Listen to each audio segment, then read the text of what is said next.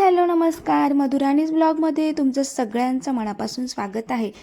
काल मी बनवली होती मस्त व्हेज पनीर बिर्याणी, जी की तुम्ही शॉर्टवरती रेसिपी बघू शकतात आणि अप्रतिम झाली होती.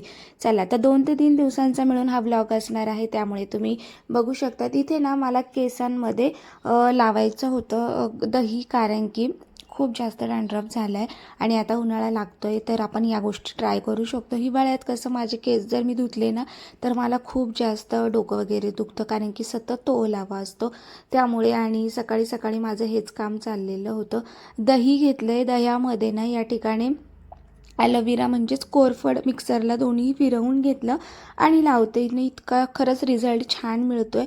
सो आता 2 ते 3 वेळा झालं आहे. सो आता चाललं आहे की एक गोष्ट एक दिवसाआड असं मी ट्राय करू शकते.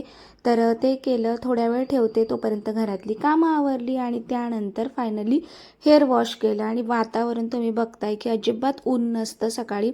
आता माझी अंघोळ झाली आहे, तर यालाही अंघोळ करायची होती आणि याचं असं होतं की माझे कपडे मीच काढणार, त्यामुळे असा काहीसा पसारा घालून ठेवला आहे, जो की तुमच्या घरातही असेलच.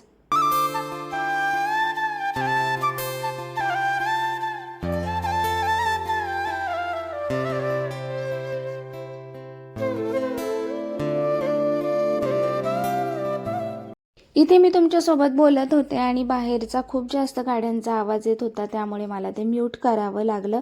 आणि हेच शिवांश सांगत होता की मम्मा माझ्या आवडीचेच मी कपडे घालणार, आणि त्याच्यावरूनच आमचं चाललं होतं. आणि बघू शकतात मी हेअर वॉश केला आहे. आत्ता तरी स्कॅल्प अशी दिसते, पण थोडा वेळ झाला की एकतर माझी स्किन पण ड्राय आहे, त्यामुळे पुन्हा ते असं वाटतं की डॅन्ड्रफ आहे आणि पुन्हा सगळी स्किन व्हाईट होते. त्यामुळे चाललं आहे की चला, तुमच्याकडे असं काहीचं सोल्युशन असेल तर प्लीज मला कमेंटमध्ये सांगा डॅन्ड्रफसाठी. आणि त्यानंतर सगळ्यात महत्त्वाचं काम असतं अंघोळ झाल्यानंतर तुळशीला पाणी घालणं, झाडांना पाणी घालणं, आणि अशा सगळ्याच गोष्टी आपण दिवसाची सुरुवात होत असते. सो झाडं ही खूप छान झालेली होती, पण पाणी घालणं तितकंच मस्ट आहे, कारण की उन्हाळा लागला आहे. त्याच्यामुळे अजून तरी मी रोज म्हणजे सकाळी घालते. आता काही दिवसानंतर तर 2 टाईम झाडांना पाणी द्यावं लागेल. आणि ही गोष्ट तुम्हाला माहीतच आहे, आणि इतके सुंदर ग्रो होत आहे, तर त्याची काळजीही तितकीच घेतली पाहिजे. चला, आणि त्याचबरोबर आज होती शिवजयंती, त्यामुळे आमच्याकडे हे असं काहीसं चाललेलं होतं.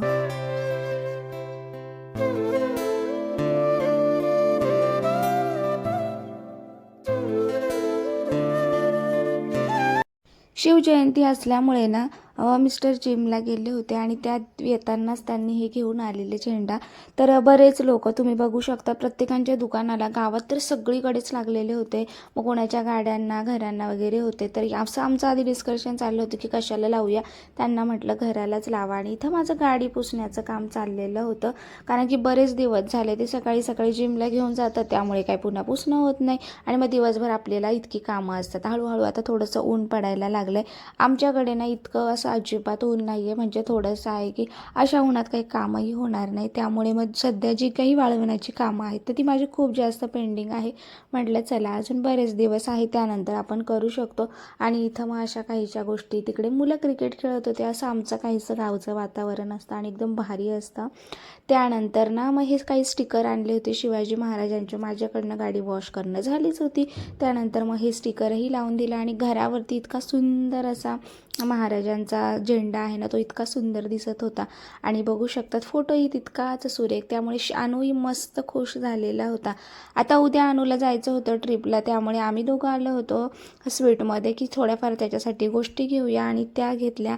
आणि मग उद्याची ट्रिपची तयारी करायची होती. असं तर तो वॉटर पार्कला जाणार होता, वन डे होतं. म्हटलं चला, वन डे असलं तरी आपण करायला काही हरकत नाही आहे. आणि पहिल्यांदा त्याला पाठवतो आहे ट्रिपसाठी, याच्या आधी आम्ही कधीही पाठवलं नाही. आणि एवढा भारी सूर्य दिसत होता. सगळे पॅरेंट्स सोडवायला आलेले होते, आणि त्यांचं स्कूलही खूप मोठं आहे आणि ग्राउंड सगळ्यात जास्त मोठं आहे. तर अशी मस्त अशी स्कूल होती. व 1ली ते 4थीसाठीची ही ट्रिप होती. बाकीच्या ट्रिप अशा वेगवेगळ्या बॅचेसमध्ये लांब लांब जाऊन आल्या. यांची नाशिकमध्येच होती, त्यामुळे मग आम्ही जरा टेन्शन फ्री होतो. आणि सकाळी सकाळीच त्याचं पोट दुखायला लागलं, त्याला वॉमिटिंग झाली, अशा सगळ्या गोष्टी झाल्या. पाठवायचं की नाही असा बराच वेळ आमचा विचार चालला होता. फायनली त्याला थोडंसं बरं वाटलं आणि त्याला आम्ही नंतर पाठवलं. जर पाठवलं नसतं तर त्याला वर्षभर असं लागून राहिलं असतं की मला जाता आलं नाही. मग त्यामुळे मग त्याचे बाबा असं त्याला बोलले की ठीक आहे तू जा, तुला त्रास जर वाटला तर फोन कर, मी तुला घ्यायला येतो. जवळ असल्यामुळे आपण ह्या करू शकतो. लहान मुलं असले की अशी भीती असते कुठं पाठवण्याची. आणि बघू शकता त्या त्यांच्या टीचर होत्या.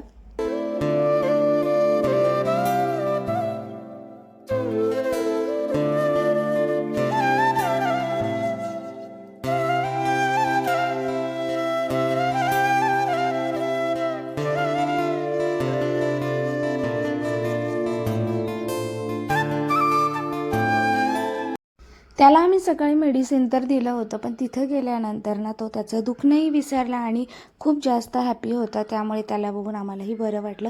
सगळीच मुलं खूप एक्सायटेड होती ट्रिपला जाण्यासाठी आणि तुम्ही बघू शकतात खूप गर्दी होती.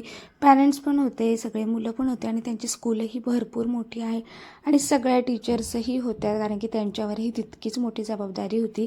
आता बराच वेळ झाला आणि फायनली त्यांना आता एक एक करून बसमध्ये बसवत होते, कारण की सगळे मुलं वेळेवरती आलेही पाहिजे आणि संध्याकाळी 6:30 वाजणार होते. सो बघा त्याच्याकडे बॉटलमध्ये मी निंबू पाणी दिले की बाबा तू पीत राहा काही खाण्यापेक्षा, मग तुला थोडंसं बरं वाटेल. आणि इतकी 4 ते 5 बस होत्या, सोबत त्यांच्याकडे ॲम्ब्युलन्सही होती आणि ही सगळ्या स्कूलच्या बसेस आहे. सो क्रमाने त्यांना इथे बसवत होते. चला तर तुम्हाला तर पुढे दिसेलच. आता याआधी ना मी जेव्हा कधी ट्रिपला जायचे ना स्कूलमध्ये असताना तेव्हा मला खूप भारी वाटायचं, पण आज आपण एक आई झालोत ना त्यावेळेस आपल्याला ती काळजी लागून राहते की कसं होईल, कोण लक्ष देईल. आणि पाण्याचं ठिकाण म्हटलं की आणखीनच जास्त आपल्याला काळजी लागते. तर तुमच्यासोबतही असं प्रत्येकासोबत होत असतं आणि ज्यावेळेस मुलं पहिल्यांदा जातात त्यावेळेस तर आणखीनच जास्त होतं. तर माझं असं होतं की तुला खिडकीच्या बाजूची सीट मिळवते जर वॉमिटिंग वगैरे झाली तर, कारण की त्याला आधीच बरं नव्हतं आणि त्यामुळे इतकं हे चाललेलं होतं. आणि इथे माझ्यासारखेच बरेच पॅरेंट्स होते की कोणाला असा त्रास होता त्यांनी टॅबलेट वगैरे मुलांना दिलेली होती. आणि मग नंतर मी टीचरला सांगून आणि त्याला पुढच्या सीटवरती बसायला लावलं बऱ्याच वेळ, कारण की इतकी गर्दी होती, मुलंही होते. बस त्यांनी पुन्हा एक एक्स्ट्रा वाढवली, कारण की सगळ्यांना जरी जवळ असलं तरी व्यवस्थित मुलं छान एन्जॉय करत गेले पाहिजे असं प्रत्येकाचंच असतं. पुढे काही त्यांचे टीचर्सने फोटो पाठवले होते, ते मी तुमच्यासोबत शेअर करेनच. चला अशा पद्धतीने मस्त अशी ट्रिप तर त्यांची निघाली होती आणि प्रत्येक जणांना प्रत्येक मुलाच्या चेहऱ्यावरचा आनंद मोबाईलमध्ये कॅप्चर करायचा होता, त्यामुळे इथं असंच चाललेलं होतं. आणि आता मी व्लॉग बनवते म्हणून ठीक आहे का मी व्हिडिओ घेते, पण बाकीच्यांचं पण असं असतं की आपला मुलगा ज्यावेळेस जातोय त्यावेळेस त्याच्या चेहऱ्यावरचा आनंद आणि येतानाचा ज्या काही चेहऱ्यावरचा आहेत ना ते कॅप्चर केलं की आपल्याकडे आठवणी राहतात. सो असे भरपूर सगळे पॅरेंट्स होते. चला आता पुढे बघूया.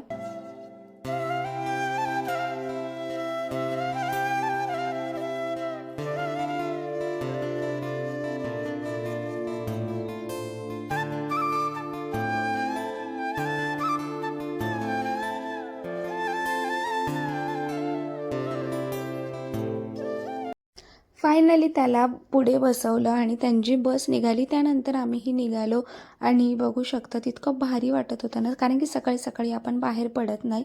म्हटलं आता संध्याकाळी तो येईल तर त्याला नाश्त्यासाठी काहीतरी हवं, म्हणून इथे ना मिक्स डाळ तांदळाचा मी ढोकळा बनवण्यासाठी डाळ वगैरे भिजत घातले, त्यात पोहे घातले आणि म्हटलं त्याला तो आला की त्याच्यासाठी छान असं बनवून देईल. घरी आलो त्यानंतर आमचं मन काय दिवसभर लागत नव्हतं. मग नंतर टीचरला मेसेज केला की तुम्ही फोटो पाठवा. नंतर भरपूर असे फोटोज टाकले, ते तुमच्यासोबत पुढे मी शेअर करतेच. पण तसंच आता डायरेक्ट आधी रेसिपी शेअर करते. आणि छान असा हा ढोकळा इथे लावला होता डाळ तांदळाचा, हा आमच्यासाठी लावला आणि मस्त झालेला होता. आणि यातलं पीठ अर्ध मी ठेवलं, जे की ते मी त्याच्यासाठी आल्यावर नंतर करणार होते.